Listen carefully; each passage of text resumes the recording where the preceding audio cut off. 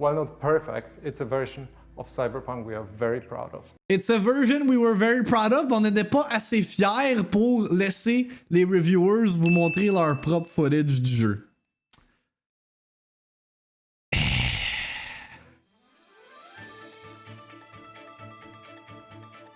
Actualité. The ball is in Sony's court. Just fucking announce the stuff, please. Critique.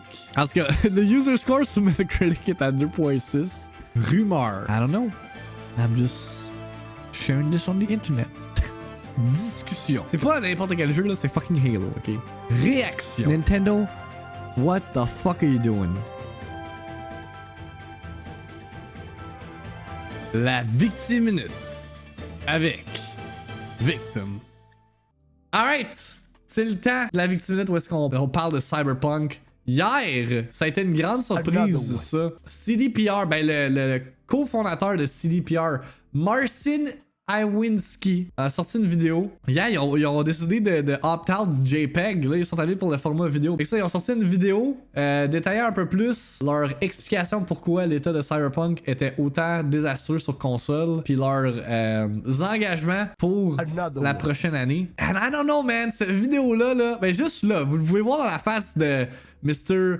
Iwinski. My man doesn't look too happy. My man looks like he needs a good night of sleep. Parce que je pense que le dernier mois a vraiment pas été facile. I mean, c'est son fucking studio qui a bâti, là. Là, la réputation est down the shitter. Pour ceux qui sont pas informés, là, je vais faire un TLDR pour les nouveaux viewers. Donc, Cyberpunk est sorti au mois de décembre. Principalement, la raison pourquoi CDPR se fait vraiment pointer du doigt, c'est à cause des versions console qui étaient tellement buggé, broken, il était rempli de problèmes qui ont été retirés, ben que PlayStation a décidé de retirer leur version sur le PSN Store. Xbox s'est engagé à rembourser, puis CDPR même eux sont engagés à rembourser chaque utilisateur qui n'était pas satisfait avec l'overall qualité du jeu. T'as-tu changé ton nom encore, esti? Look at this guy. Fait que c'est ça, puis également il y a aussi comme toute la petite controverse avec le review process. Puis il mentionne dans la vidéo, c'est ça que je trouvais un peu kinda shady. Il mentionne le review process dans la vidéo d'excuses, mais mentionne zéro le fait que quand le embargo a été lifté pour les critiques de Cyberpunk, il demandait à ceux qui ont fait les critiques d'utiliser le footage que CDPR leur avait envoyé, pas le propre footage pour justement limiter les images concernant les bugs pis tout. Fait que I don't know, mais I sense some PR bullshit in this statement. Fait qu'on va le jouer, on va le discuter par la suite. Yeah, 1.8 million views. Holy shit. Hey everyone, my name is Marcin Iwinski and I'm the co-founder of Projekt. When I started Projekt 25 years ago, one of its founding principles was honest and direct communication with gamers. When Projekt Red, the game development part of Projekt was born, it added something important to that principle, the ambition to make the best games in the world. It became our mission and something that guided us up until now. Based on that legacy of genuine and honest communication, you've trusted us and pre-ordered our game. And despite good reviews on PC, the console version of Cyberpunk 2077 did not meet the quality standard we wanted it to meet. I and the entire leadership team are deeply sorry for this, and this video is man looks hurt after that. Please don't fault any of our teams for what happened.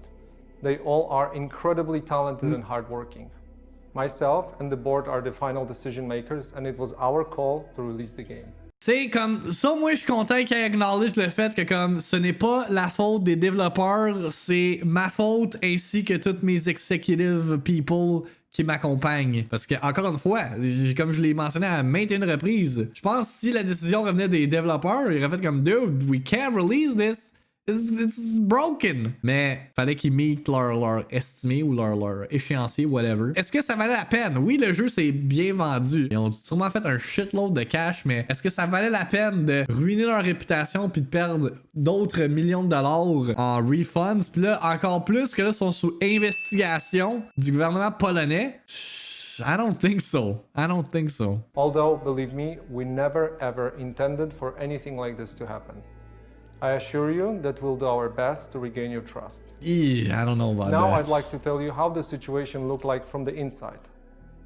Cyberpunk 2077 is huge in scope. And I'm not only talking about quests or things you see at first glance. I'm talking about a multitude of custom objects, genre des interacting dildos systems and mechanics. qui In the sont game, partout everything is dans not le jeu. stretched out over flat terrain where we can make things less taxing hardware-wise, but condensed in one big city and in a relatively loading-free environment. On its own, this is a challenge, but we made it even more difficult for ourselves by wanting to make the game look epic on PCs and then adjusting it to consoles, especially old gens. That was our core assumption, and things did not look super difficult at first. We knew the hardware gap, yes, but ultimately, I think that time has proven that we've underestimated the task. To give a concrete example, You and don't the main say. culprit, we had to constantly improve our in-game streaming system for all-gen consoles. Streaming is responsible for feeding the engine with what you see on screen, as well as the game mechanics. And since the city is so packed and the disk bandwidth of all gens is what it is, it constantly challenged us. Mais pourquoi vous avez pas juste sorti le jeu sur Next Gen? You scrap the old gen version, ça finit là, tu sors sur Next Gen, you got a console version. Le monde, si vous êtes pas content, achetez-vous un PC, jouez-les sur Stadia, whatever the fuck. Mais comme, good God! Là, ils disent que c'est la faute des consoles. Honnêtement, moi, c'est de même que je le perçois. Là. Ah, les consoles sont pas assez performantes. Mais... Every change and improvement needed to be tested. I don't care, because il était trop tard. Did not show a big part of the issues you experience while playing the game. As we got closer to the final release, we saw significant improvements each and every day, and we really believed we would deliver in the final day zero update. Now let's talk about the review process. We started sending our PC review keys in the first days of December. Aucune mention de leur ground running with a really good embargo. start on PC. While not perfect, it's a version of Cyberpunk we are very proud of. It's a version we were very proud of, mais on n'était pas assez fiers pour laisser les reviewers vous montrer leur propre footage du jeu. At the same time, we're fighting for quality I don't know, man. consoles till the very last moment. And every extra day of us working on the day zero update brought visible improvement. This is why we started sending console review keys on the 8th of December, which was later than we originally planned. This all happened while working from home with all the challenges resulting from the COVID-related restrictions. A lot of the dynamics we normally take for granted got lost over video calls or email. Sure, ok, ton argument makes sense, mais encore une fois, ça n'a pas rapport avec le fait que vous avez privé les reviewers de montrer le actual game quand c'est le temps de lifter l'embargo puis de sortir leurs impressions du jeu. I'm just saying, I'm just putting the facts where they are. And we took that hit too. Now I'd like to tell you about our plans for the future and present a path for Cyberpunk 2077 on consoles and PC. We have already released 3 hotfixes improving the game, but that's just the beginning. Our ultimate goal is to fix the bugs and crashes gamers are experiencing across platforms. Please expect bigger and smaller patches on a regular basis. The first update will be dropping within 10 days, and it will be followed by another, more significant one in the following weeks. We will, of course, continue to work on the game in future updates and improvements beyond that. Our big plans for supporting Cyberpunk in the long term did not change. As for the free DLCs, our initial plan was to deliver them just after the release, much like we did with The Witcher 3. We decided to...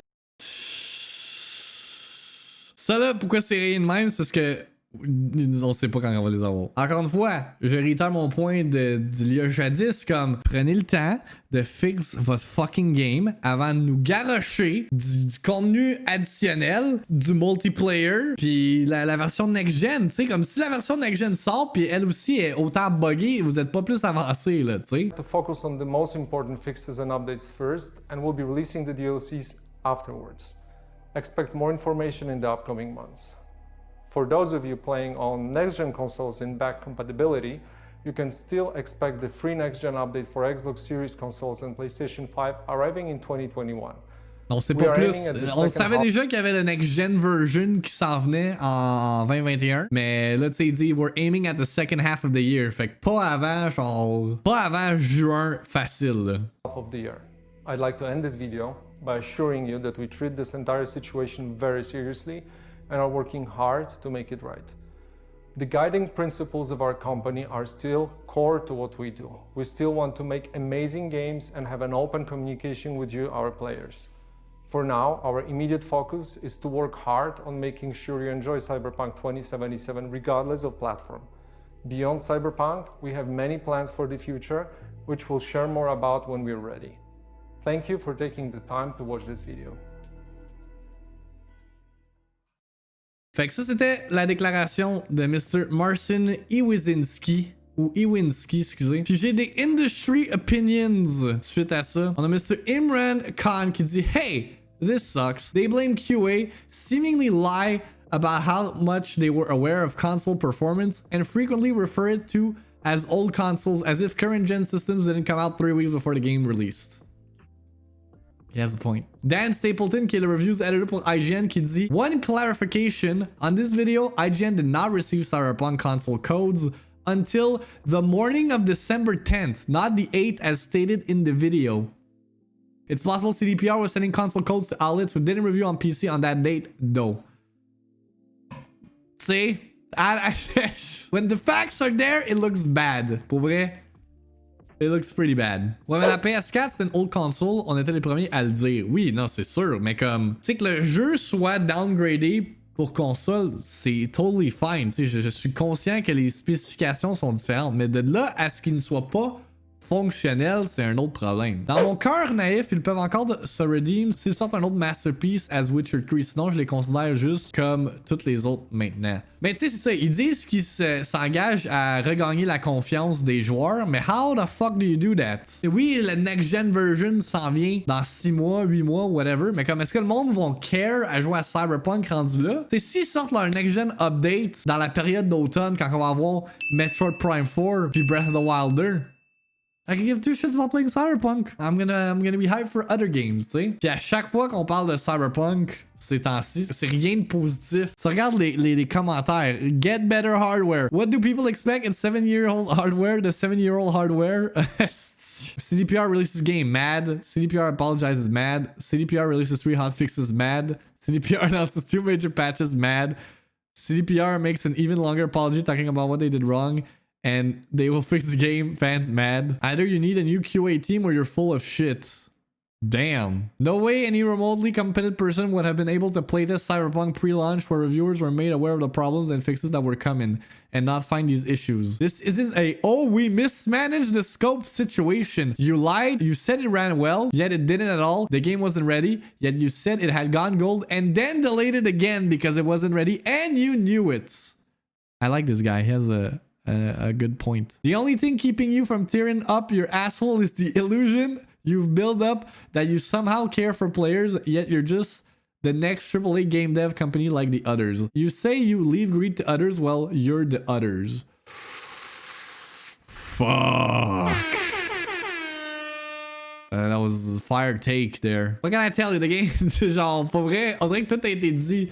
Je peux pas en dire plus. They fucked up. It's damage control. I'm sensing a lot of PR bullshit dans cette excuse-là. It is what it is. Moi, je suis down que ça l'explore comme justement des bounty hunters ou des rebels or whatever, là. Tu sais, quand ça dit open world, est-ce que ça va être open world dans le sens que tu vas être sur une planète puis la planète va être open world, ou open world dans le sens que tu vas pouvoir aller sur différentes planètes puis là, ça va être open world? Rust version Star Wars? Désolé, je pense trop à Rust. How would that work?